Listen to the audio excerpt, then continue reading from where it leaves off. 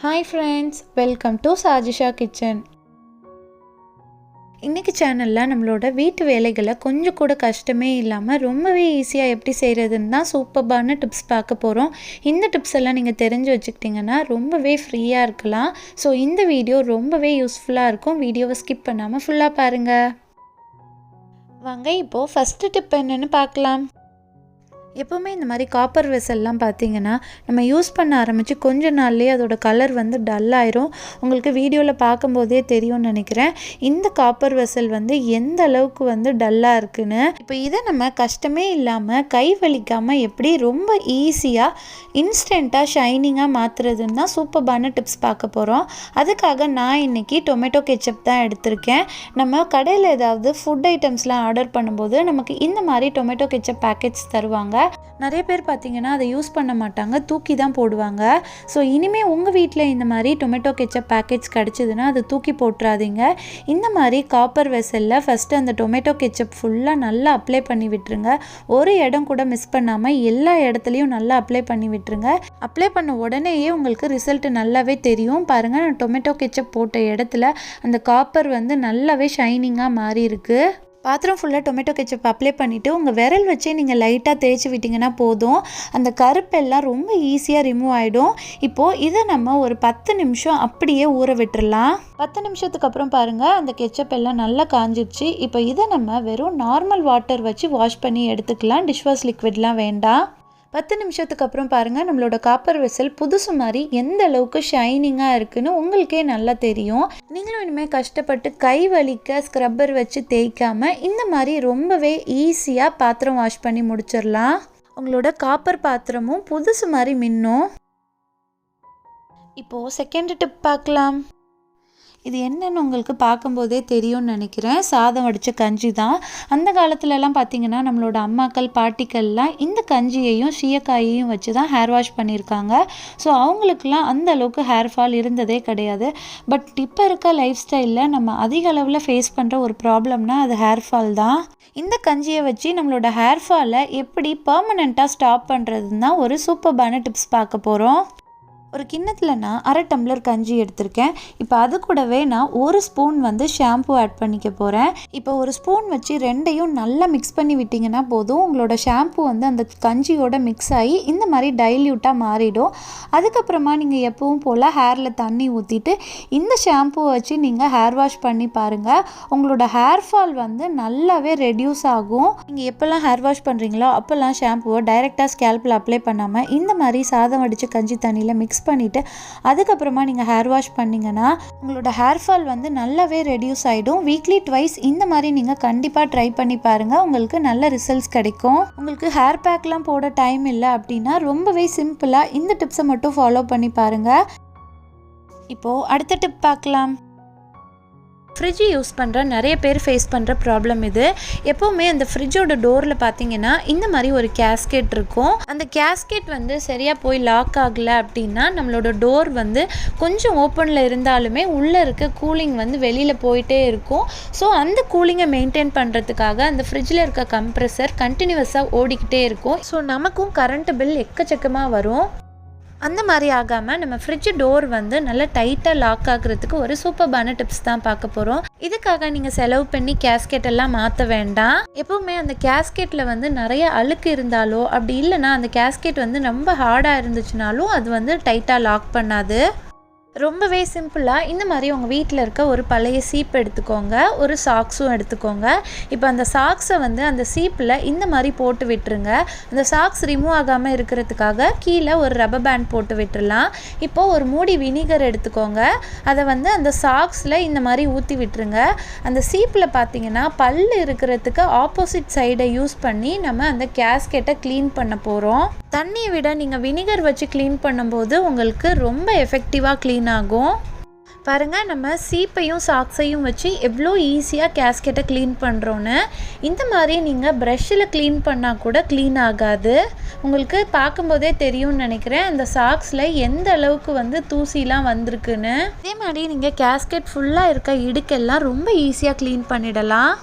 Vinegar வச்சு clean பண்ணினதுக்கப்புறம் பாருங்கள், நம்மளோட கேஸ்கெட் வந்து ரொம்பவே புதுசு மாதிரி இருக்குது. இப்போது கொஞ்சமாக வேஸ்லினை கையில் எடுத்துக்கோங்க.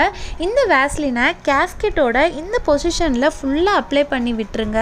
வேஸ்லின் அப்ளை பண்ணதுக்கப்புறம் நம்மளோட கேஸ்கெட் பார்க்குறதுக்கு இந்த மாதிரி தான் இருக்கும். இப்போ நீங்கள் வேஸ்லின் அப்ளை பண்ணிவிட்டு உங்கள் ஃப்ரிட்ஜ் டோரை க்ளோஸ் பண்ணி பாருங்கள். உங்களோட ஃப்ரிட்ஜ் டோர் வந்து நல்லா டைட்டாகவே ஃபிக்ஸ் ஆகிடும். உங்கள் வீட்டோட ஃப்ரிட்ஜ் டோர் சரியாக லாக் ஆகலைன்னா ரொம்பவே சிம்பிளாக இந்த டிப்ஸை ட்ரை பண்ணி பாருங்கள். உங்களோட எலக்ட்ரிசிட்டி பில்லும் கம்மியாகும். இப்போது அடுத்த டிப் பார்க்கலாம். இன்றைக்கி நம்ம ரொம்பவே டேஸ்டியான வெஜிடபிள்ஸ் போட்ட எக் பரோட்டா வீட்டிலையே எப்படி செய்கிறதுன்னு தான் பார்க்க போகிறோம். காய்கறிகளே சாப்பிடாத பசங்களுக்கு கூட நீங்கள் இந்த மாதிரி செஞ்சு கொடுத்து பாருங்கள், ரொம்பவே விரும்பி சாப்பிடுவாங்க. ஒரு கிண்ணத்தில் ஒரு முட்டையை உடச்சி ஊற்றிக்கோங்க. அது கூடவே தேவையான அளவு உப்பு, 1/4 ஸ்பூன் பெருங்காயத்தூள், 1/4 ஸ்பூன் மஞ்சள் தூள் ஆட் பண்ணிக்கோங்க. இப்போ நம்ம 1/2 ஸ்பூன் கரம் மசாலா தூள், 1/2 ஸ்பூன் பெப்பர் தூள் ஆட் பண்ணிக்கலாம். இப்போது ஒரு விஸ்க் வச்சு எல்லாத்தையும் நல்லா இந்த மாதிரி நொர பொங்க அடித்து விட்டுக்கோங்க. அப்போ தான் நம்மளோட முட்டை வந்து நல்லா ஃப்ளஃபியாக வரும். இப்போ இது கூடவே நம்ம கொஞ்சமாக பொடியாக நறுக்கின வெங்காயம், கேப்சிகம், அதுக்கப்புறம் துருவின கேரட் ஆட் பண்ணிக்கலாம். இப்போ ஒரு ஸ்பூன் வச்சு திரும்பவும் ஒரு வாட்டி எல்லாத்தையும் மிக்ஸ் பண்ணி விட்டுக்கலாம். இப்போது இந்த மாதிரி கிண்ணம் ஏதாவது உங்கள் வீட்டில் இருந்துச்சுன்னா அதை எடுத்துக்கோங்க. இப்போது கோதுமை மாவில் நம்ம எப்படி சப்பாத்திக்கு தேய்ப்போமோ அதே மாதிரி தேய்ச்சி அந்த கிண்ணத்துக்கு மேலே இந்த மாதிரி வச்சுக்கலாம். இப்போது இதுக்கு நடுவில் நம்ம ஆல்ரெடி மிக்ஸ் பண்ணி வச்சுருக்க எக் மிக்சரை கொஞ்சம் வச்சுக்கலாம்.